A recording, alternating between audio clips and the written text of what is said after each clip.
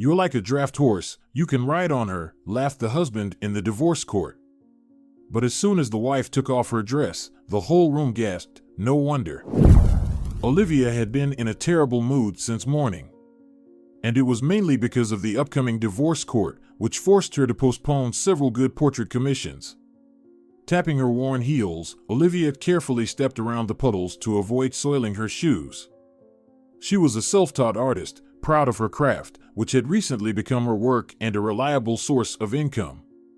She had once worked as a dishwasher in the city's cafeteria and had no idea of the potential hidden within her. The weather was quite windy, swirling autumn leaves like golden snowflakes. Olivia wore a light coat, under which was an old blue dress she had bought on sale. One could only guess how many years this outfit truly had. At some point, it even seemed to her like the embodiment of her broken life. Her hair was carelessly gathered in a bun, which only added to the comicality of her appearance.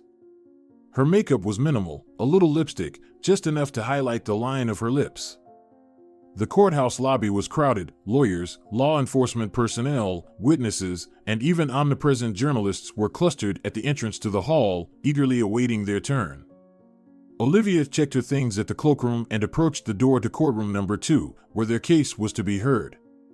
Her heart sank when she saw William sitting at the table next to his mother, Jessica Brickman. Not far away sat his mistress, the one who had stolen everything from her. Isabella was dressed in a perfectly tailored pantsuit, which highlighted her well-sculpted figure, a former model. She looked at Olivia with a slight smile from above, as if sizing her up. At the sight of the old-fashioned dress, Isabella snickered. "Good Lord, what a tacky thing. My great-grandmother dressed better." "Exactly," added the mother-in-law, "what a disgrace." William gave his wife a contemptuous look, then smirked. "You could ride on her, like a draft horse. You look like an old hag." Isabella burst into loud laughter. Jessica, ever calm, just raised an eyebrow. Olivia silently swallowed her insult, fully understanding that she wasn't here for this. Let William mock her, he would do that anyway. "Olivia Campbell," the court clerk said in a dry tone, "are you ready to proceed with the divorce hearing?" "Yes," she whispered, "I'm ready." "Excellent," the clerk nodded and turned to the judge. "Your Honor, we are now hearing the case of the divorce between Olivia Campbell and William Campbell." The judge, a man in his 50s, looked at Olivia. "Please, what are your claims against the defendant?" Olivia, trying to remain calm, began. "William cheated on me. He's been in a relationship for a long time." "William Campbell," the judge addressed her husband, "what is your response?" He looked at his wife with a smirk. "Yes, we've been living apart for quite a while." "Olivia, she doesn't meet my expectations." A little quieter, he added, "and who would want to live with such a scarecrow?" A laugh rippled through the room. Olivia felt a hot tear slide down her cheek. She wanted to scream in frustration and injustice, but she clenched her fists, swallowed the tears, and began unbuttoning her old dress. "What are you doing?" William hissed. His face twisted with rage, but Olivia ignored him. She continued removing the dress, and in the silence of the courtroom, it slowly fell to the floor, like the symbol of her past, unsuccessful life. But underneath the blue dress was something else. A dress she had bought secretly, saving up every penny from her stingy husband. Turquoise, with a daring neckline that unintentionally attracted the attention of most of the male audience. Elegant and beautiful, so mesmerizing that you couldn't look away. Olivia gave a mysterious smile, reached for her hair, and with one swift motion removed her hairpin. In that moment, her wavy wheat-colored locks cascaded down her shoulders like a golden cascade. The room erupted into applause. "Now that's a show," came a voice from the back. All eyes were on Olivia. Some people even started filming the moment on their smartphones. And indeed, there was something to watch. A fantastic transformation from a caterpillar to a beautiful butterfly. William froze. Isabella, usually confident in her beauty and charm, turned pale, feeling the ground slipping from under her. Even Jessica Brickman seemed stunned by the unexpected transformation of her former daughter-in-law. "Oh, I hope this was planned, the judge exclaimed in surprise. Olivia stood tall, her head held high. She was a different person now, strong and principled. I'm not a draft horse, William, she said calmly. I'm an artist, and I create beauty. It's me, not you, who is filing for divorce. Olivia, what's all this about? He whispered. A silence fell over the courtroom. Everyone understood this was the beginning of a new chapter in Olivia's life, who had entered the courtroom skillfully playing the role of the naive fool. Not only that, to prove her intentions to the court, she presented evidence, photos, correspondence, witness statements from William's friends and colleagues, confirming his infidelity. Jessica, maintaining her cold expression, tried to fend off the attacks, claiming that Olivia herself was to blame for the destruction of the family. My son has always loved his wife, the mother-in-law lied without batting an eye, but she couldn't save the marriage. And now she's turned this into a circus. The judge listened carefully to both sides and then said, I will make a decision at the next session, which will take place in a week. And you, William Campbell, I would like to ask you to be more calm and composed going forward. Olivia left the courtroom feeling tired but resolute. She knew she had made the right choice by showing her husband her true self, not the person he had seen in recent years of their marriage, fearful, subdued, with a constant sense of guilt. She hadn't looked the right way, hadn't prepared the right things, or said the right words. Was that what a family was supposed to be? Where was the promised equality between them, which they always talked about during the wedding? When she stepped outside, Olivia exhaled in relief. Well, she had done it. Not completely yet, but it was fine. She had endured her husband's outbursts for 7 years, so waiting another week wouldn't be too much. For a few minutes, she just stood there, leaning against the cold wall of the building, inhaling the fresh autumn air, trying to collect her thoughts. Throwing her old dress into the trash, Olivia buttoned up her coat and hurried to the bus stop. From now on, she would only wear things that she liked. Things like her new dress, which had caused a real stir. Who had they expected to see? A scared little mouse, intimidated by her husband? Well, no more. Enough. Shaking off her anxious thoughts, Olivia smiled at herself, then started thinking about the upcoming commission. The newly minted artist was now headed to Michael Chandler, a young businessman who had ordered a portrait of his 7-year-old son. The paints, easel, and other supplies had all been paid for by the businessman. They were now at his house, which made Olivia's job much easier.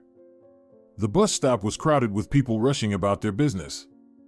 The bus pulled up, its engine drowning out the street noise with a harsh sound. Olivia struggled to squeeze inside, feeling the indifferent stares of the passengers. The crowd in the bus was diverse: office clerks in strict suits, students with textbooks, women with children. Today, there was a conductor on the route, so the passengers tried to behave as calmly as possible. After paying for her fare, she found a seat by the window and sank into contemplation, watching the houses and streets passing by. At one of the stops, an elderly man boarded the bus at the rear entrance. He was dressed in torn, dirty clothes, which immediately caught the attention of half the passengers. His beard was tangled and gray, and his deeply set eyes radiated hopelessness. He held a bag in his hands, just as dirty as he was. Sir, do you have money for the fare? A sharp voice came from the conductor. The old man seemed to snap out of a daze and shifted uncomfortably in place. He looked at the conductor with longing, and tears appeared in the corners of his eyes. Hey, old man, I'm asking you. Do you have money? I'm sorry, I have nothing, the old man whispered, slumping even further. I lost everything. Well, then you'll have to get off. The conductor jerked him toward the exit. Wait. Where should I go? The old man mumbled. A murmur of discontent spread through the bus. Opinions were divided. Some sided with the fare-dodging passenger, while others supported the conductor. Only Olivia couldn't bear to see the real despair in the old man's eyes, and it pierced her deeply. Wait, she stood up and addressed the conductor. I'll pay for him. What's needed? Are you sure? The conductor asked, surprised. With someone like him, you might be asking for trouble. Yes, I'm sure. I'll pay, Olivia repeated, pulling money out of her purse. The conductor reluctantly took the money, muttering something under his breath. Thank you, kind soul, whispered the old man. You're welcome, Olivia smiled. We all end up in situations where we need help. Soon, the old man got off at one of the next stops. Olivia watched him disappear into the crowd and felt a small sense of relief for being able to help the stranger. A stop later, she also got off the bus, feeling the curious gazes of others on her. This was an elite neighborhood, after all, full of new buildings and cottages. Olivia knew she was now in a completely different world, one in which she was a freelance artist, just another hired worker carrying out a commission. The Chandler house was impressive in its grandeur. Yes, there was definitely something to see here, especially for Olivia, who knew how to appreciate both painting and architecture. The facade of this multi-level building, clad in gleaming white marble, sparkled in the sunlight, reflecting the warmth and creating a play of light and shadow. The curved window lines, framed by intricately carved stone, gave it a sense of fluidity and grace, evoking the lightness of classical ideals. In the backyard, there seemed to be a large pool, a lounging area with deck chairs, and even a barbecue corner, which particularly amazed Olivia. A young woman, with a perfect hairstyle and a barely perceptible smile, opened the door for her. Are you Olivia? Yes, that's me, the guest replied, feeling a little awkward. Come in, the woman gestured invitingly. Mr. Chandler is busy right now, but Edwin is already waiting. Olivia entered the spacious hall, decorated with paintings in gilded frames. Her turquoise dress accentuated her figure, and the effect on the present company was no less striking than in the courtroom. The air was filled with the scent of expensive perfume and something sweet, reminiscent of vanilla. In the large living room, she saw a light-haired boy, about 7 years old, playing with a toy train. In the corner, on a luxurious leather couch, sat an elderly man in an expensive tweed suit. Olivia looked at him more closely and froze in astonishment. Wasn't this the very same old man from the bus? But how did he get here before her? And dressed like a true dandy. Here, Edwin, meet Olivia. She will be painting your portrait, said the woman, addressing the child. Then she turned to the guest. By the way, I'm Stella, Michael's wife. Olivia, confused and somewhat shocked, only nodded in response. Grandfather, come here, Michael, who had entered the room, called out. What do you think would be the best background for the portrait? Oh, hello. Sorry, I didn't notice you, he said, turning to the young artist with a light smile. I hope you'll manage the task. Good afternoon. Of course, don't worry, Olivia replied, trying to ignore the strange feeling she had when seeing the grandfather. How nice that you came. The old man approached, and his gaze was strangely penetrating and sharp. I've long wanted to meet a talented artist who can capture the inner world of my grandson on canvas. This is Edwin's grandfather, Mr. Crossman, Michael chuckled, my father-in-law from my first marriage. Don't mind him. Yes, he's a bit eccentric, but he loves his grandson very much. Yes, I noticed, Olivia managed to say, feeling her heart beat faster. Calvin let out a strange laugh, then turned to the guest. Don't be afraid of me, I don't bite. And if I may, I apologize for some of the oddities, like what happened recently on the bus. Olivia, feeling Stella's intense gaze on her, tried not to show that the comment surprised her. Michael's wife seemed displeased with the appearance of a self-taught artist. Her face showed contempt, and she stared at Olivia's new dress with inexplicable hatred, as though Olivia had somehow wronged her. Michael, have you already agreed on the payment terms? Stella asked, ignoring Calvin's presence. Yes, of course, the businessman replied, stroking Edwin's hair. All the terms are outlined in the contract. I hope she understands that time is money, Stella continued, casting Olivia a disdainful look. In case of delays, we won't tolerate it. I understand and will try to complete the work on time, Olivia replied. Perfect, Michael concluded. Go ahead and start. Edwin is getting tired of playing. Olivia grabbed the folder with sketches and approached the table, spreading out the necessary materials. She felt awkward, as if she had stepped into a foreign world where her place hadn't been decided yet. Perhaps we should discuss the details of the portrait, she suggested, addressing Michael. What exactly do you want to know? He asked, approaching her from behind.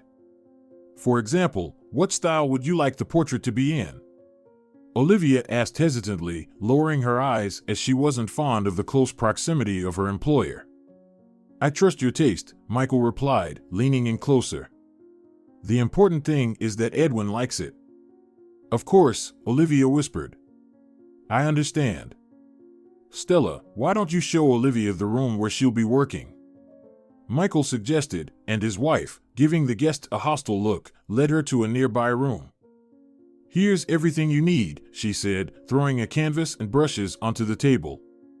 Just keep in mind, we don't tolerate lazy workers in this house. With that, Stella left, leaving Olivia alone with her thoughts. Looking around the spacious room, Olivia realized she was in a very strange situation. On the other hand, if the portrait turned out well, a nice financial reward awaited her, which would help her find her footing in her new life. Still deep in thought, Olivia set up the easel, canvas, paints, and brushes. At that moment, Edwin rushed into the room. With a charming smile on his freckled face, he looked like a little angel, which made Olivia smile involuntarily. So, shall we start? She said. The boy looked at her with undisguised curiosity. Will you paint me with my favorite teddy bear? Of course, if you want, Olivia replied, admiring his childlike spontaneity. Don't mind Grandpa. He's like this after Mom died. But I hardly remember her. And Stella's not really my mom, she's a stepmother. Grandpa Calvin became a little strange after that. He often goes somewhere, muttering in his sleep, Edwin said, settling comfortably on a chair and cuddling his favorite toy. Olivia nodded, then adjusted the easel and got ready to work. A flick of her brush, and the first light, delicate stroke appeared on the canvas, like the touch of a butterfly's wing. But Olivia's thoughts drifted far away from the bright room, from the boy with the angelic smile, and from the cold look of his stepmother. She seemed to sink into the deep sea of her memories, into the foggy distance of the past. School hallways appeared in her mind, filled with the shrill noise and footsteps of students during breaks. Olivia suddenly saw herself, a little girl with tousled hair and eyes full of uncontainable joy. Olivia, dear, you have such a talent, the voice of her art teacher echoed in her mind. You must go to art school. You'll make a great artist. Olivia smiled, but there was a trace of sadness in her smile, as not everything in her past had been good. She remembered how her classmates used to tease her. Look who's coming. Olivia in rags from the sale. Or maybe you found them in the trash. Unfortunately, her mother, always tired and exhausted, couldn't afford to buy nice things. Her father died when Olivia was in second grade, electrocuted while working on replacing utility poles. She clearly remembered that day when her mother cried, falling to her knees. Sleepless nights filled with despair, tears, helplessness, everything left an indelible mark on the girl's mind for many years. Her mother, sunk in depression, couldn't help her. And the times weren't easy either. Work was scarce, and her mother, working as a janitor at the school, also had a side job washing offices after her regular shift. What could she do with such a small salary? It was only enough for food, and even then, the cheap kind. After finishing school, Olivia went to work in the cafeteria. She washed dishes to help her mother in any way she could. Further education wasn't even a thought at that time. She kept putting everything off, thinking, I'll get to it later, my drawing isn't going anywhere. Reflecting on this now, Olivia realized what a huge mistake she had made by not attending art school. What was she now? Who was she? A dishwasher who can draw. A dream, not a career. It just so happened that she met her future husband while working in the cafeteria. William came in with his friends to grab a bite, and Olivia was filling in for a sick waitress. It was a common thing in the cafeteria. It wasn't a restaurant. Things happen. As soon as Olivia entered the room with a tray in her hands, William immediately noticed her and did everything he could to ensure that she was the one to bring them their order. However, while serving tea to the smirking guys, the waitress spilled it on one of their pants, causing an eruption of laughter from his friends. Ironically, it was William who ended up being the victim, and he immediately demanded compensation for moral damages in the form of an evening trip to the cinema or a cafe. Olivia refused the cafe, but she happily agreed to go with him to the premiere of a romantic film. And it was there, in the seats for kissing, that their relationship began, turning into something much more than just a date. Their romance flared up suddenly, becoming a complete surprise for both of them. Walks in the park, bike rides, and outdoor relaxation, all these things excited them, bringing the young people closer and closer. Despite the fact that her future mother-in-law, Jessica Brickman, was, to put it mildly, not thrilled with her son's choice, she didn't oppose the upcoming wedding. Moreover, she even gave her daughter-in-law a family silver brooch as a sign of her appreciation. At that time, William had just finished his economics degree and was doing an internship at a construction materials sales company. Many had already predicted a bright future for him, but that was all still ahead. For now, Olivia worked in the cafeteria and painted in her free time for her own enjoyment. William, meanwhile, worked on strengthening his reputation. Frankly, Olivia herself didn't know what had been the turning point in their relationship. Maybe it was the absence of children, William's reluctance to undergo medical examinations, and the possible treatment. Jessica tactfully didn't intervene in the couple's quarrels, although she secretly supported her son. She also didn't condemn his affairs on the side. A good wife is one a husband will never leave for another, everyone knows that, she'd say. And if he's frequently stepping out, then there's a problem that either needs to be solved amicably or taken to court for a divorce, which would relieve both sides. At the same time, Olivia couldn't say that she was expecting a divorce. Not at all. If it had been up to her, she would have preserved the family no matter what. But William made his choice in favor of his ex-model lover, Isabella, who, each time they met, didn't miss the opportunity to remind him of the need for a divorce. As they say, water wears away the stone. So William gave in to the seductive beauty's persuasion. And his mother didn't really resist either. She had been married 3 times, twice very unsuccessfully. It was probably hereditary. Recalling her husband's words in court, Olivia couldn't help but shudder. Draft horse. My God, did she really make her husband associate her with that? Aunt Olivia, are you okay? A gentle voice from Edwin interrupted her stream of memories. She startled, pushing the sad thoughts aside. Tears were already shining on her cheeks. It's nothing, sweetheart, Olivia smiled, trying to make her voice sound calm. Just lost in thought. Olivia began to paint, putting a piece of her soul into every brushstroke. She had already retouched the background when suddenly, the image of her father appeared in her mind. She remembered how her dad had taught her to draw, how he supported her, telling her she was very talented. If you want to draw, then draw, he once told her. Don't be afraid and don't listen to anyone. You have a gift, and you need to develop it every day. Back then, her father's words had been like a ray of light in a dark tunnel. Olivia suddenly felt that, despite all the difficulties that had fallen on her, she hadn't given up. She had kept painting, even in non-professional settings. She drew on napkins, on old wallpaper, on everything she could find. Dad, Olivia whispered, I remember everything. Did you say something? Edwin asked, looking at her with concern and confusion. Olivia smiled. No, sweetheart, I was just talking to myself. He nodded in understanding, just like an adult. Olivia changed the paint color and, inspired by the boy's presence, continued to paint. She felt warmth and kindness filling her heart. Deep down, she enjoyed being with this bright little soul who didn't know her past. He didn't know about her suffering and failures, and saw her only as an artist creating a wonderful, magical world for him. Olivia, a man's voice called her, sorry to interrupt. Mr. Chandler, she quickly stood up. Indeed, the owner of the house entered the room.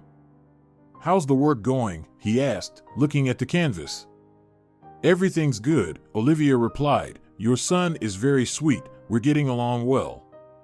"Great," Michael smiled. "I'm glad I chose you." "Thank you, it's a pleasure." "No problem. You're very talented, I knew it from the start." His words were like balm for Olivia's soul. She lowered her eyes in embarrassment, unsure of how to respond. But Michael didn't hurry to leave. "Calvin, Edwin's grandfather, you see, he's a complicated person," Michael began. "He told me about something that happened on the bus. That's why I'm really grateful to you for your help. I'll cover all the expenses, fines, and so on." Olivia's cheeks flushed with embarrassment. "Oh, no, it's nothing," she said. "It's just a small thing. I couldn't leave an elderly person in trouble. But tell me, why does he do this? Why does he dress like a beggar? As I understood, he's quite a self-sufficient person." Michael smiled. "Well, it's not something that can be explained easily. Let me start from the beginning. You probably don't know what he was like before." "What do you mean?" Olivia asked, her curiosity piqued. "Calvin Crossman," Michael began, "was a famous lawyer. His name echoed across the country, and it made everyone in the courtroom tremble.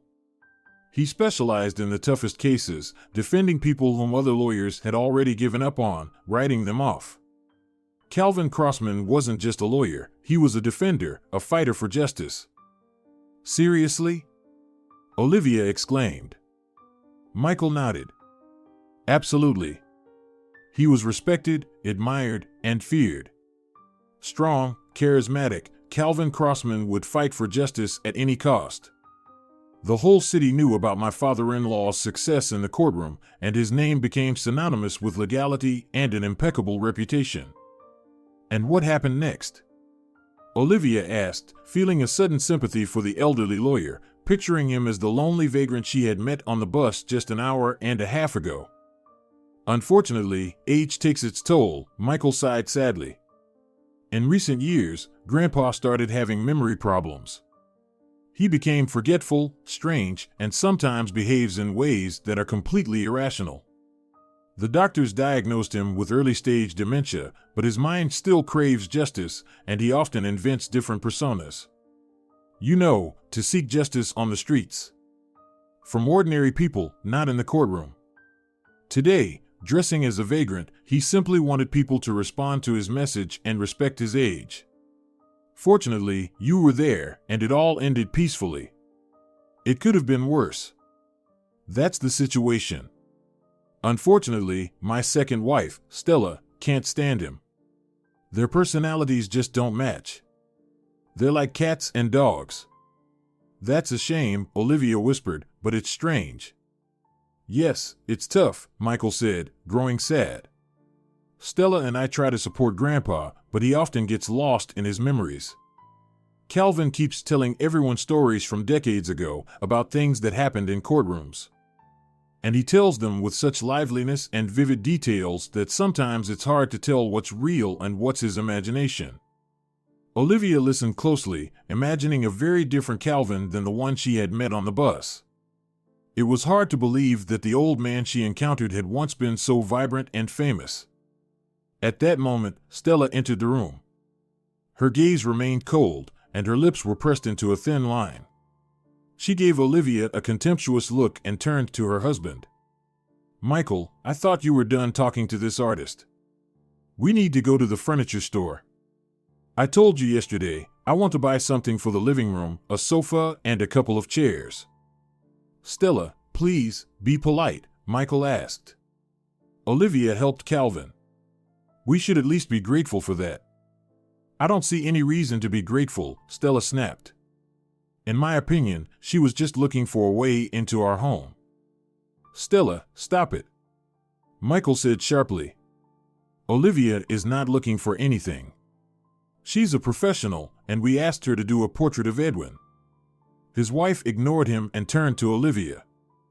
"I hope you won't stay here long," she said coldly. I don't like having strangers in our house, especially girls dressed in such dresses. I've had enough of that half-mad old man who should have been in a mental hospital long ago. If he wants to live like a vagrant, let him go to the dump and have his little trials there, the unfinished lawyer.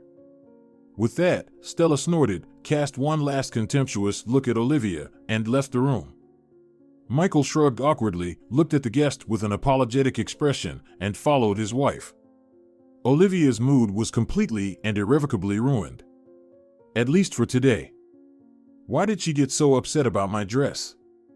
As if other women only wear rags, Olivia thought sadly. Suddenly, an unsettling thought pierced her mind. Maybe she's just jealous of me because of her husband? Thinks I'm eyeing their wealth? Olivia's cheeks turned bright red.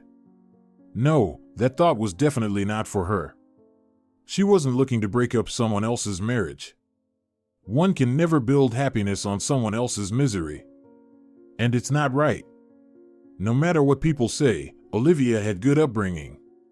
Her parents instilled good values in her, and moral norms were not empty words for her. Unlike Isabella, who had seduced her husband and now felt like the mistress of the house. She mocked her, just as William did, seeing her as nothing more than a workhorse. Well, we'll see who you become after living with William for a year or so, Olivia thought with a touch of sadness, setting the brush aside. How could she create when her mind was filled with so much confusion? After all, this is a job too, and it needs to be taken seriously. Is that all for today? Edwin asked, a little disappointed. Yes, sweetheart, Olivia replied. The majority of the portrait is done, but there's still a lot of work ahead. So, I hope you don't mind. We'll finish it tomorrow, if that's okay with you, she added, lowering her eyes in embarrassment. Of course, he didn't mind. Especially since the portrait, even in its unfinished state, had already impressed him greatly. All right, I'll be waiting for you tomorrow. I'll go watch cartoons then. Go ahead, see you tomorrow. And Mr. Crossman will see me out, if anything, Olivia smiled. As she was leaving the luxurious mansion, she felt someone was watching her. Turning around, she saw Calvin standing by the window. His usual distant and slightly crazy gaze was now unusually focused. Olivia, wait, he whispered, coming out of the house. The young artist stopped, not knowing what to expect from the strange old man this time. Can I talk to you? He asked, breathless. Of course. I have something to tell you.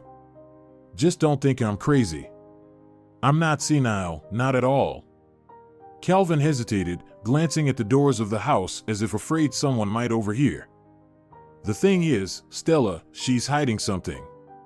Olivia frowned. What do you mean? I can feel it, the elderly man muttered, gripping his cane tightly.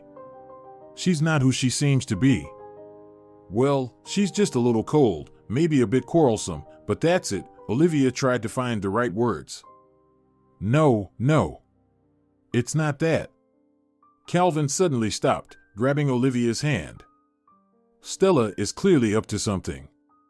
I saw her. At that moment, the old man faltered, panic flashing in his eyes. I saw her hide something in the closet. Olivia pressed her lips together, trying not to show how uneasy the elderly lawyer's behavior made her. He clearly wasn't well, though his eyes betrayed genuine concern. Maybe I should call Mr. Chandler? Have him call an ambulance or a doctor? Dementia is unpredictable. A professional approach is needed. And what was she hiding? Olivia continued to ask. I don't know for sure, Calvin whispered, looking away, but I feel it's something bad.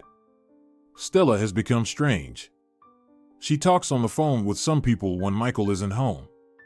And I've also seen. The former lawyer lowered his voice to a whisper, strange things in her office. They looked like little microphones or listening devices. You know, when I worked as a lawyer, I saw those kinds of things. Sometimes the recordings from them were used as evidence in court. Olivia shook her head. A listening device? But why? I don't know, Calvin replied sadly, shaking his head, but I think Stella is gathering compromising material on Michael. Olivia felt uneasy. Could he be right, and Stella really is hiding something? Are you sure? The young woman asked, showing that she was ready to listen to him until the end. Yes, Calvin nodded, gripping her hand. I want you to help me. Me? Olivia asked, surprised. Yes, Calvin nodded again. You're so smart and observant. You'll help me find out what Stella is up to. But what exactly do you want me to do? Olivia asked, feeling a growing sense of doubt inside her. On one hand, she wanted to help the poor old man. On the other, she couldn't believe his claims, which sounded so absurd that she just wanted to dismiss them and go home as quickly as possible. I want you to set up a camera, the old man whispered, a hidden one, of course, to keep an eye on Stella. Olivia was shocked.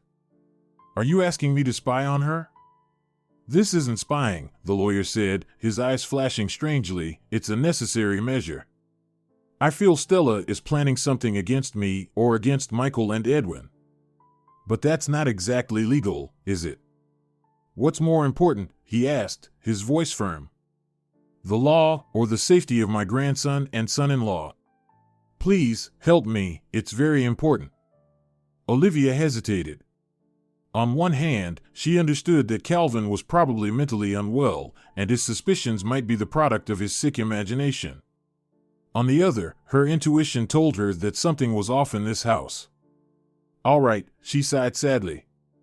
I'll help. Thank you, my dear, Calvin murmured. What would I do without you? Here, take this. It's money for the camera. I've been saving a little for my pension. Olivia nodded in agreement, then went to the nearest electronics store and bought a small video camera equipped with a motion sensor. She had to struggle through the instruction manual, which was terribly translated.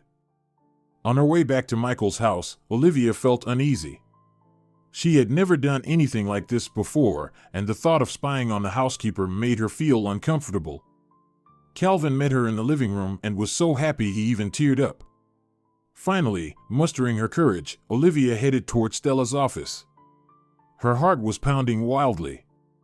She quickly surveyed the room and, without wasting any time, began looking for a suitable place to set up the camera. The office was large, with a huge desk, bookshelves, and a large window overlooking the garden. Where should I put it? She whispered, glancing around. Suddenly, her gaze stopped on the decorative cornice above the window, which had a shelf for flowers. There, behind a geranium in a blue pot, was the perfect spot. Perfect, Olivia smiled, anticipating the moment when she would uncover the truth. She carefully set up the camera behind the flower. Taking a deep breath to calm her nerves, Olivia struggled to connect the camera's feed to her phone screen. But then, she faced a new problem. The screen was completely black. What's this? Olivia tried switching modes, but to no avail. What's going on here? Suddenly, Stella's voice came from behind her. Olivia jumped, almost dropping her phone in surprise. She stammered, my phone. Looking for something? Stella asked, stepping closer. Or having trouble with the tech? Her eyes were cold, and her lips pressed into a thin, firm line. No, nothing like that, Olivia muttered, my phone just ran out of battery. I thought I'd asked for your charger. Stella gave her an unmistakably displeased look. I thought by now you should be gone. You're wandering around the house like a ghost, and this old man has stirred something up. All right, I'm leaving now, Olivia mumbled, her voice wavering as she made her way to the door. Stella followed her with a suspicious look but said nothing further. Only when Olivia stepped outside did she realize how lucky she had been. The housekeeper hadn't noticed the camera, though she still had a nagging feeling in her gut. What if Stella wasn't guilty after all? What if these were just the delusions of the old lawyer, whose paranoia had flared up? Olivia didn't know the answer to that. And, frankly, she was too exhausted to think it through. There had been too much going on today, the court session, the mockery from William and his new lover, Stella's hostility, and Calvin Crossman's strange behavior. Wasn't it too much for one day? Deciding not to wait for the bus, Olivia scraped together enough for a taxi and blissfully leaned back in the back seat. The driver was understanding and didn't ask unnecessary questions. Instead, he drove Olivia to her rented apartment and gently tapped her shoulder when he saw she had fallen asleep. "Wake up, we're here." "Tough day?" "Not the word for it." "Thank you so much." "I wish you luck and good clients," a sleepy Olivia said. Struggling up the stairs to the 4th floor, she opened the door and sank onto the bench in the hallway. Well, what a day. I couldn't even get a decent divorce. Her dinner consisted of an omelet and a fresh vegetable salad. She always ate little. It was a childhood habit, growing up when her mother couldn't always cook properly. After dinner, Olivia glanced at her old smartphone. A sense of unease lingered in her. To her surprise, the camera was now transmitting an excellent image. But back then, for some reason, it hadn't worked. The program interface flashed on the screen, and with a beating heart, Olivia saw the image from Stella's office. The hidden camera in the corner was transmitting real-time footage. "I wonder what's going on," Olivia whispered, pressing the phone almost against herself. The room seemed to breathe luxury: soft chairs, velvet drapes, paintings by famous artists, all signs of impeccable taste and wealth. Stella sat at a massive oak table. A laptop sat in front of her. Olivia couldn't quite make out the face on the screen. "Michael has no idea," Stella said, her voice dripping with contempt. "Everything is going according to plan." Olivia hung on every word, her heart racing in her chest like a bird trying to escape a cage. The deal with Moonlight, he signed the papers without looking. He thought it was just an ordinary contract. Stella giggled, and something dangerous and predatory flashed in her eyes. "And it's a gold mine." Olivia couldn't believe her ears. "What are they talking about? What's Moonlight?" "And then the old man," Stella continued, her face suddenly clouding with concern. "We'll have to take care of him. I have my own personal reasons for him." What terrible thoughts is Stella having? What is she planning? Olivia wondered. "It will be fine," the male voice coming from the speakers responded calmly, with a tone of authority. "You're doing everything right. Continue with the audio recording and document collection. And when Michael is ruined, we'll be able to relax by the sea. Or, if you prefer, we could move away completely." Who is this? Her lover, a troubling thought pierced Olivia's mind. Exactly. Oh, how sweetly they're cooing. Now everything fell into place. The cold looks, the disdainful smiles, this wasn't just dislike, it was cold calculation. Olivia clenched her fists.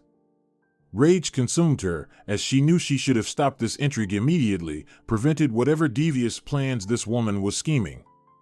"All the paperwork, I'll handle that," Stella said. "Michael trusts me, and I won't let him down." Olivia covered her mouth with her hand, as if to prevent herself from making an awkward sound. She sat before the laptop, holding her breath like a trapped animal. Her heart was racing, and a storm was raging inside her. Stella's words struck like lightning. She didn't understand exactly what was happening, but she could feel that things were becoming dangerously complicated. She was scared for Edwin. What would happen to the boy if Stella followed through with her plan? And what about Mr. Crossman? He was right. Olivia leaned back in her chair, breathing heavily. "I need to tell Michael everything," she whispered, but doubts immediately took hold. What if Stella turns it around on me? What if she accuses me of slander and illegal surveillance? Olivia was confused. She was just an artist, hired to do a commission in the Chandler house. She had no power or influence. On the other hand, staying out of it was impossible. At that moment, Olivia looked at a family photo, her smiling father, her mother in a light dress, and she, a little girl holding pencils in her hands. How quickly everything that seemed eternal falls apart. "No, I won't let her do this." especially not with Mr. Crossman. He trusts me. How could I betray him and stay silent about what I saw? The night passed with Olivia consumed by anxious doubts. The next morning, armed with the flash drive containing the recording, she entered the Chandler living room, where Edwin was playing with his building blocks. "Hi," Olivia whispered, trying not to disturb his mood. The boy, not looking up from his game, simply nodded in response. At that moment, Michael entered the room, dressed in a sharp suit. He looked a little tired, but still radiated his usual confidence. "Good morning, Olivia. When do you plan to finish the portrait?" he asked, glancing at the canvas capturing his son's smile. "I think today, Mr. Chandler." "Almost finished, just a few final touches," Olivia replied. "But there's something I need to tell you right now." Saying this, she approached the businessman and handed him the flash drive. "I think it's better to watch it right away. There's a recording that might interest you." Michael frowned and, puzzled, took the flash drive. "What's on this?" "Watch it and you'll understand," Olivia said. "Mr. Crossman knows about it." At that moment, Stella entered the room. Her eyes clearly showed anxiety. "What's going on?" "I just decided to show Mr. Chandler the recording," Olivia answered, trying to hide her nervousness. Michael went to his office and turned on his computer. "No, this can't be true," he whispered, staring at the screen. Olivia and Stella stayed in the living room. The air hung thick with tension. 5 minutes later, Michael came out of the office. His face was filled with shock and disbelief. "Stella, what does this mean?" His wife, realizing that everything was over, made a desperate move. She grabbed a kitchen knife from the drawer and, with a wild scream, lunged at Calvin, who had been sitting quietly in the chair, still stunned by what he had seen. "Stop, Stella!" Michael shouted, but she was faster. "Scoundrel," she screamed. "You ruined my life." The knife plunged into his shoulder. The old man fell to the floor, crying out in pain. "Calvin!" Michael shouted, rushing to him. Olivia, forgetting her fear, also rushed to Calvin and, ripping a tablecloth off the table, started to bind the wound. Fortunately, the knife had only grazed him, not hitting any major blood vessels. "Calm down," Olivia whispered. "It's going to be all right." "She wanted to get rid of me," Calvin rasped. "Call the police." Suddenly, Stella stopped, as if waking up from madness. A look of horror froze on her face. "Finally, I understand. She wanted revenge on me," Calvin whispered. "For something I didn't take up many years ago." "Whose case?" Michael asked, tying Stella's hands. "Her father's case. He was a repeat offender, a robber. I refused to defend him, just an hour before the trial." "And she's been waiting for this moment her whole life?" Michael asked. "Apparently, yes. I didn't expect this. Her last name is so common, Daniels. That's what threw me off." "Mr. Crossman," Michael said, "you're not at fault. She's the one who's crazy. I'm sorry for thinking you were eccentric and not believing you." Meanwhile, Olivia found a bottle of hydrogen peroxide and carefully treated the wound. Soon, the police arrived. Stella was arrested. Having lost all her earlier defiance, she practically didn't resist. Michael approached Olivia and hugged her tightly. "Thank you," he said. "You saved us all." She smiled. Of course, it was nice to hear words of gratitude, but at the same time, she felt sorry for Stella, who had become a victim of her own ambitions and thirst for revenge. In the following days, Olivia finished the portrait. Edwin smiled from the canvas, and everyone who passed by couldn't help but smile at him. Calvin had fully reconciled with his son-in-law, and he no longer considered him mentally ill. The wound Stella had inflicted on him healed quickly, and soon the kind old man forgot about it, playing with his grandson. However, Olivia never returned to her rented apartment. She packed her things and moved into Michael's house. He offered her a job as a nanny for Edwin on the condition that she would give the boy drawing lessons. A few days later, another court session took place. But this time, Calvin Crossman was sitting next to Olivia, leaning on a cane. She couldn't stop being amazed by his transformation. The eccentric old man she had saved on the bus had turned into an indefatigable fighter for justice. "Don't worry, dear," Calvin whispered, noticing her anxiety. "Everything will be fine. I made sure your husband got what he deserved." "But how did you do it?" "I thought all was lost." "The old dog can still bark," he smirked. "I used to defend millionaires from prison. Now I'm defending a fragile artist from her crooked husband." Olivia gratefully squeezed his hand. Soon, the bell rang and the judge entered the room. The tension in the air was palpable. William, sitting across from them, looked confused and defeated. His previous confidence had completely evaporated. "The court has reviewed all the materials," the judge began, "and recognizes the marriage of Olivia and William Campbell as dissolved.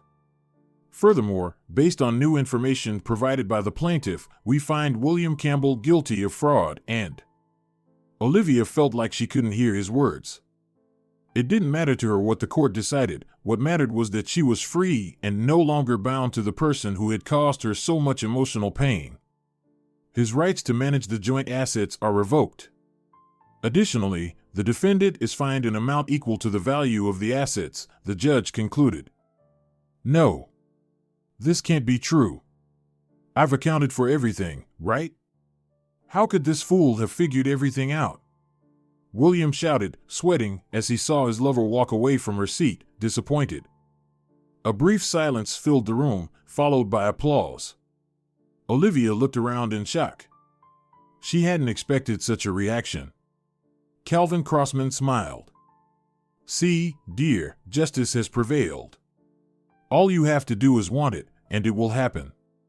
I didn't waste all those years in law school for nothing. By the way, I've decided to publish my memoirs, based on the real cases I handled and witnessed. I've even found a publisher. Can you believe it?" "Thank you," Olivia whispered, and tears of joy flooded her eyes. "Of course, I'll help.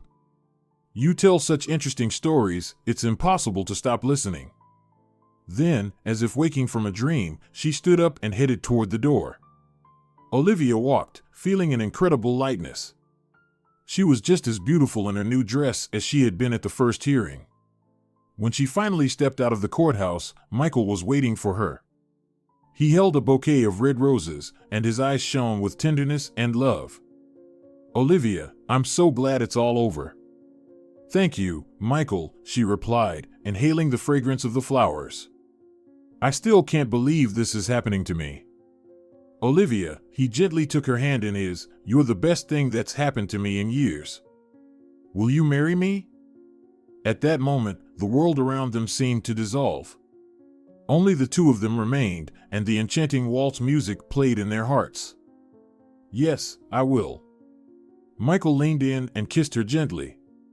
In that moment, Olivia felt that all her suffering, all her pain and misfortunes, were finally behind her. She had found what she had waited for her entire life: peace, love, and happiness. Michael took her hand, and together they walked toward the car. The evening city was alive with lights from neon signs. The wind rustled the leaves of the trees, and it felt as if the whole world was congratulating them on the most important decision of their lives.